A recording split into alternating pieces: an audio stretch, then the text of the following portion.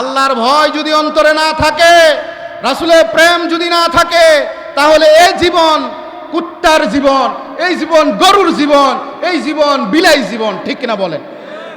রাসূলের প্রেম, রাসূলের আদর্শ, রাসূলের সুন্নাহ যদি অন্তরে না থাকে, আল্লাহর প্রেম, আল্লাহর ভালোবাসা যদি না থাকে, এই জীবনের চাইতে কুত্তার জীবন আরো বালা। আমি কই নাই তো, আল্লাহ বলছেন উলাইকা কাল আনআম বাল হুম আদল। এই কুত্তার চাইতে নিকৃষ্ট যাদের অন্তরে আল্লাহর প্রেম নাই, রাসূলের প্রেম নাই, রাসূলের ভালোবাসা নাই, আল্লাহর মহব্বত নাই, যারা আল্লাহকে মানে না, রাসূলকে মানে না, তাদের জীবন কুত্তার জীবন, গরুর জীবন। ঠিক কিনা বলেন ভাই?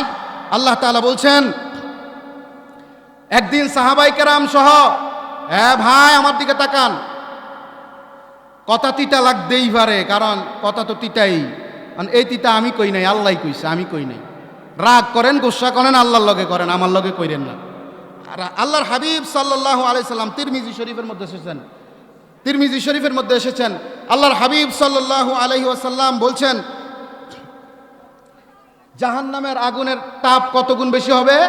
দুনিয়ার আগুনের চাইতে 70 গুণ। আরেকটা হাদিস এসেছে, রাসূল সাল্লাল্লাহু আলাইহি ওয়াসাল্লাম বলেছেন, একদিন সাহাবায়ে কেরাম এবং রাসূল সাল্লাল্লাহু আলাইহি সাল্লাম একসাথে বসেছিলেন। কবে? একদিন রাসূল সাল্লাল্লাহু আলাইহি সাল্লাম একসাথে বসেছিলেন, হঠাৎ করে সাহাবায়ে কেরাম একটা আওয়াজ শুনতে পেলেন। কি আওয়াজ? একটা আওয়াজ শুনতে পেলেন, বিকট শব্দ। সাহাবায়ে কেরাম বলেন, ইয়া রাসূলুল্লাহ, এটা কিসের আওয়াজ? রাসূল সাল্লাল্লাহু আলাইহি সাল্লাম বলছেন, এটা হলো একটা পাথরের আওয়াজ, যে পাথরটা 70 বছর আগে আল্লাহ তাআলা জাহান্নামের মধ্যে নিক্ষেপ করেছিলেন। এই 70 বছর পরে আজকে জাহান্নামের তল দেশে যায় এই পাথরটা পড়ছে। এমন গভীর জাহান্নামের মধ্যে জাহান্নামীদেরকে, পাপীদেরকে, বেনামাজিদেরকে, সুদখোরকে, ঘুষখোরকে নিক্ষেপ করতে করতে এমন গভীর জাহান্নাম ফিলাপ হয়ে যাবে। ফিলাপ হয়ে যাওয়ার পরে বলবে, আর আসেনি, দেও, আমার পেট ভরে নাই, আরো থাকলে দেও। ভাই উপায় নেই। কি নাই? উপায় নাই। যদি বলেন, হুজুর ওয়াজ তো করছেন, বালাই তো লাগলো, এই বালাটা যদি ফজরের নামাজ দিয়ে শুরু করতে পারে, তাহলে জীবন কামিয়াব হবে। যদি বলেন, আমার জীবন আমি কুত্তার জীবনের মতো করব না, আমার জীবন করব হযরত ওমর রাদিয়াল্লাহু তাআলা আনহুর মতো, আমার জীবন করব হযরত আবু বকর রাদিয়াল্লাহু তাআলা আনহুর মতো, আমার জীবন করব হযরত আলী রাদিয়াল্লাহু তাআলা আনহুর মতো, আমার জীবন করব পীর আউলিয়াদের জীবনের মতো। কোনো কুত্তার জীবন যাতে আমার না হয়, গরুর জীবন যাতে আমার না হয়, এমন জীবন তুমি করিবে ঘটন, মরণে হাসিবে তুমি, কাঁদিবে ভুবন। এমন জীবন গড়তে হবে। এমন জীবন গড়া যাবে না যা আমি মরে যাওয়ার পরে মানুষে খুশি হয়, যা একটা শয়তান মরছে। এরকম কিছু খাসালত আসেনি মানুষের? একটা শয়তান মরছে, মানুষ তার যন্ত্রণায় মসজিদের ইমাম সাহেব ঠিক থাকতে পারে না, আসেনি?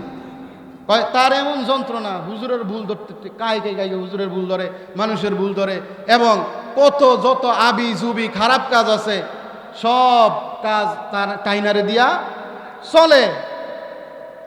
তখন সে মারা গেলে হুজুর মসজিদের ইমাম হইলে কিছু করেন নাই, বাধ্য জানাজা পড়াইতে হইব।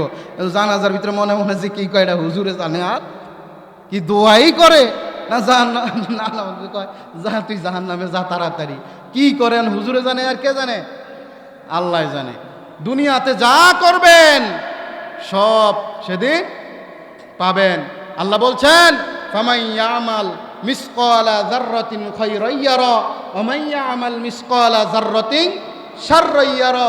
আপনি যদি দুনিয়াতে যাররা পরিমাণ খারাপ কাজও করেন সেটাও দেখতে পাবেন, যাররা পরিমাণ যদি ভালো কাজ করেন সেটাও দেখতে পাবেন। আল্লাহ বলছেন, ফালইয়াউমা লা তুজলামু নাফসুন শাইআন ওয়া লা তুজজাউনা ইল্লা মা কুনতুম তা'মালুন। সেদিন আমি কারো প্রতি কোনো জুলুম করব না, অবিচার করব না। দুনিয়াতে যে যতটুকু পাওনা ছিল, যতটুকু করে এসেছে, আমি তাকে ততটুকুই দিব, কমও দিব না, বেশিও দিব না। এখন আমাদের দুনিয়ার জীবনটা কেমন হবে, আখিরাতের জীবনের জন্য আমরা দুনিয়াতে কি করতে পারলাম, পরকালের জীবনের জন্য আমরা কি করতে পারলাম, সেই দিকে লক্ষ্য রাখতে হবে। ঠিক কিনা বলেন? কি করব, কি করে কবরে যাব, কবরের কি সামানা জোগাড় করতে পারলাম, ঘুমাইয়া চা খাইয়া আর কাম কইরা জীবন, এই জীবন জীবন না, এই জীবন জীবন না। মরার পরে আসল জীবন শুরু হবে।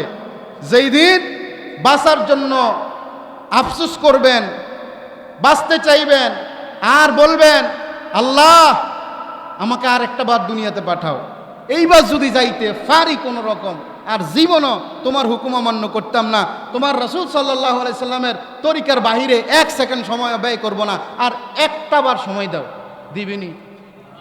পাইবেননি? তা না পাইলে কিরবেন? দুনিয়াতে এখন যে বাচ্চা রয়েছেন এর ভিতরেই সব সমাধান করতে হবে। এখন বাঁচবো কতদিন এটার গ্যারান্টি আসেনি। এই যে আমি কথা বলতেছি, এই অবস্থায় আমার যদি মৃত্যুর ডাক আসে, আমি কি এখানে কথা বলার কোনো শক্তি আমার থাকবে? থাকবে? কোনো শক্তি থাকবে না। যখন উপর থেকে ডাক আসবে চলে যেতে হবে। যে কোনো সময়, যে কোনো মুহূর্তে, যে কোনো অবস্থায়, কোন অবস্থায় আপনি মারা যাবেন সিদ্ধান্ত আপনার। আপনি কি সুদ খাওয়া অবস্থায় মারা যেতে চান? আপনি কি ঘুষ খাওয়া অবস্থায় মারা যেতে চান? আপনি কি বেনামাজি অবস্থায় মারা যেতে চান? আপনি কি সুদখোর অবস্থায় মারা যেতে চান? আপনি কি জানা করা অবস্থায় মারা যেতে চান? কোন অবস্থায় মারা যেতে চান এটা আপনি সিদ্ধান্ত নেবেন। আপনি সিদ্ধান্ত নেবেন কোন অবস্থায় আপনি মারা যাবেন। কারণ মৃত্যু যখন আসবে, আপনি নামাজে থাকলে নামাজ অবস্থায় মৃত্যু আসবে, আপনি মৃত্যু যখন আসবে আপনি জেনা অবস্থায় থাকলে ওই অবস্থায় মৃত্যু আসবে। কারণ কোনো গ্যারান্টি নাই, মৃত্যুর কোনো গ্যারান্টি নাই, টাইম টেবিল নাই।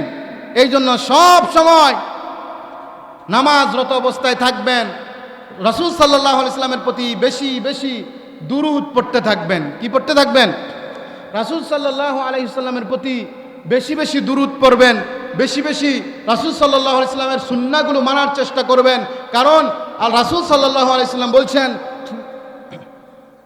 মান আহাব্বা সুন্নতি ফাকাদ আহাব্বানি ওমান আহাব্বানি কানা মাই ফিল জান্নাহ।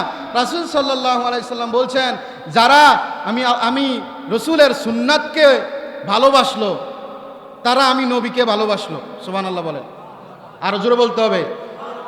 রাসূল বলছেন, মান আহাব্বা সুন্নতি ফাকাদ আহাব্বানি ওমান আহাব্বানি কানা মাই ফিল জান্নাহ। যারা আমি রসুলের সুন্নাতকে ভালোবাসলো তারা আমি রসুলকে ভালোবাসলো, আর যারা আমি রসুলকে ভালোবাসলো তারা আমি রসুলের সঙ্গে একই সাথে জান্নাতে থাকবে। সুবহানাল্লাহ। রাসূলের সাথে জান্নাতে যেতে চাই কি চাই না? হাত তুলে বলেন, রাসূলের সাথে জান্নাতে যেতে চাই কি চাই না? বলেন নারায়ে তাকবীর।